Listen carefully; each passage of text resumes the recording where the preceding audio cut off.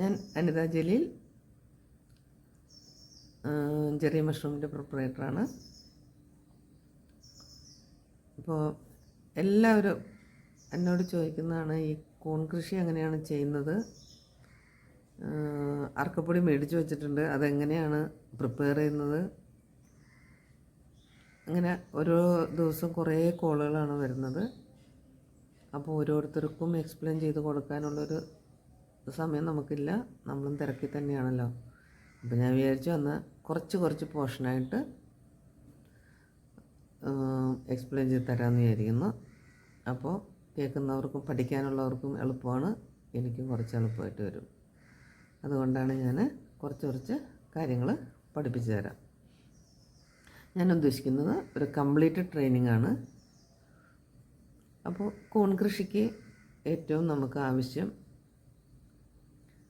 ഇപ്പോൾ പണ്ടൊക്കെ പറമ്പിൽ വളർന്നുകൊണ്ടിരുന്ന കൂണിനെയാണ് നമ്മളിപ്പോൾ നമ്മുടെ ഇഷ്ടത്തിന് നമ്മുടെ സൗകര്യത്തിന് വളർത്തിയെടുക്കാൻ നോക്കുന്നത്. അപ്പോൾ നമുക്ക് ആവശ്യം നല്ല കൂൺ വിത്ത് വേണം. അത് ഞങ്ങൾ തന്നെ കളക്ട് ചെയ്യുന്നതാണ് ഞങ്ങളുടെ ഫാമിൽ. പിന്നെ രണ്ടാമത് നമുക്ക് വേണ്ടത് മീഡിയമാണ്, മാധ്യമം. അത് വൈക്കോൽ ഉപയോഗിക്കാം, അറക്കപ്പൊടി ഉപയോഗിക്കാം. ഞങ്ങൾ ഉപയോഗിക്കുന്നത് റബ്ബറിൻ്റെ ഫ്രഷ് അറക്കപ്പൊടിയാണ്. മൂന്നാമത് നമുക്ക് വേണ്ടത് നല്ലൊരു ഷെഡ് വേണം. നാലാമത് നമുക്ക് വേണ്ടത് നല്ല വെള്ളം വേണം. അഞ്ചാമത് നമുക്ക് ഇതിനോട് താല്പര്യം വേണം. ഈ 5 പോയിൻറ്റും ഒരേപോലെ ഇമ്പോർട്ടൻ്റ് ആണ്. ഒന്നും കുറയാൻ പാടില്ല. എല്ലാം ഏതെങ്കിലും ഒന്നിന് കുറച്ച് മിസ്റ്റേക്ക് വന്നാൽ നമ്മുടെ കൂൺ കൃഷി സക്സസ് ആവില്ല. അപ്പോൾ ഇപ്പോൾ ഞാൻ ഇന്ന് പറയാൻ പോകുന്നത് നമ്മുടെ മാധ്യമം, നമ്മുടെ മീഡിയം എങ്ങനെയാണ് പ്രിപ്പയർ ചെയ്യുന്നത്, ഞങ്ങളുടെ ഫാമിൽ എങ്ങനെയാണ് പ്രിപ്പയർ ചെയ്യുന്നതെന്നാണ് ഞാൻ പറയാൻ പോകുന്നത്. ഞാനതിന് നിങ്ങളെ കാണിച്ചും തരുന്നുണ്ട്. ഇപ്പോൾ നല്ല ഫ്രഷ് അറക്കപ്പൊടിയാണെങ്കിൽ മാത്രമാണ് ഈ ഒരു പ്രൊസീജിയർ കറക്റ്റ് വരുള്ളൂ. കുറച്ച് മിക്സുള്ള പൊടിയോ അല്ലെങ്കിൽ ഒത്തിരി പഴയതോ, ഒരു ദിവസമൊക്കെ പഴയത്, ഒരുപാട് പഴയതൊന്നും ഏത് രീതിയിൽ ഉപയോഗിച്ചിട്ടും കാര്യമില്ല. ഒരു ദിവസമൊക്കെ പഴയതോ ആവാൻ പാടില്ല. നല്ല ഫ്രഷ് പൊടിയാണെങ്കിൽ മാത്രം ചെയ്യാവുന്ന ഒരു മെത്തേഡാണ് ഞാനിന്ന് കാണിച്ചു തരുന്നത്. ഇത് നല്ല ഫ്രഷ് പൊടി ഈ രീതിയിൽ ചെയ്യുകയെന്നുണ്ടെങ്കിൽ നല്ല വിത്തുമാണ്, നല്ല ഷെഡുമാണ് ആണെന്നുണ്ടെങ്കിൽ ഇത് 100% സക്സസ് ആയിരിക്കും.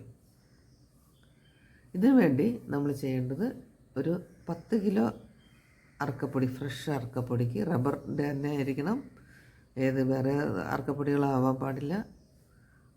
അപ്പോൾ 10 kg നമ്മൾ ഉപയോഗിക്കുന്നത് ഒരു 2 gram Bavistin,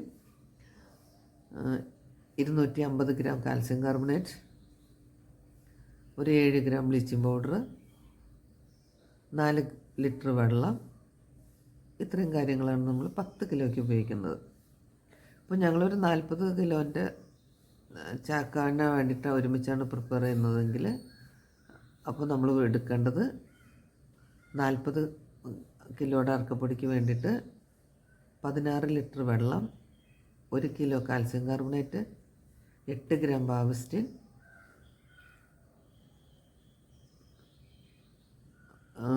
28 gram bleaching powder.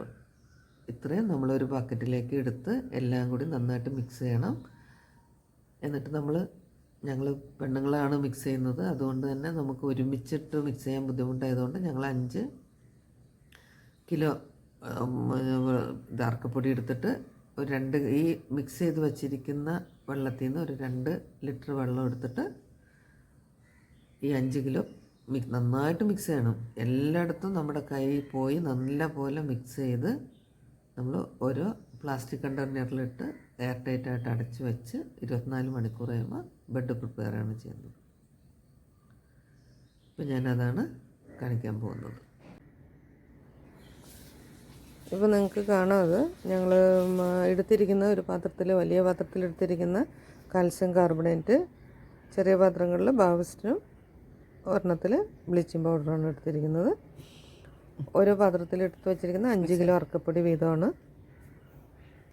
എന്നിട്ട് ഈ 16 ലിറ്റർ വെള്ളമാണ് ഈ ബക്കറ്റിലെടുത്ത് വെച്ചിരിക്കുന്നത്. അതിലേക്ക് കാൽസ്യം കാർബണേറ്റ് ഇടുകയാണ്. ഈ കാൽസ്യം കാർബണേറ്റ് വെള്ളത്തിൽ അലിയില്ല, അതുകൊണ്ട് തന്നെ നന്നായിട്ട് മിക്സ് ചെയ്തിട്ട് ഓരോ പ്രാവശ്യം അതിൽ നിന്ന് എടുക്കുമ്പോൾ മിക്സ് ചെയ്ത് തന്നെ എടുക്കണം. അല്ലെങ്കിൽ കാൽസ്യം കാർബണേറ്റ് താഴെ വെള്ളത്തിൽ അതിൻ്റെ അടിയിൽ പോയി അടിഞ്ഞവിടെ ഇരിക്കും. അപ്പോൾ അതുകൊണ്ട് അത് വളരെ സൂക്ഷിക്കണം. പിന്നെ എടുക്കുന്നത് ബാഗസ്റ്റീൻ,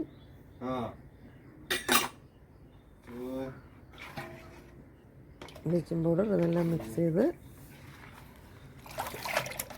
2 ലിറ്റർ വെച്ചിട്ട് എടുക്കണം.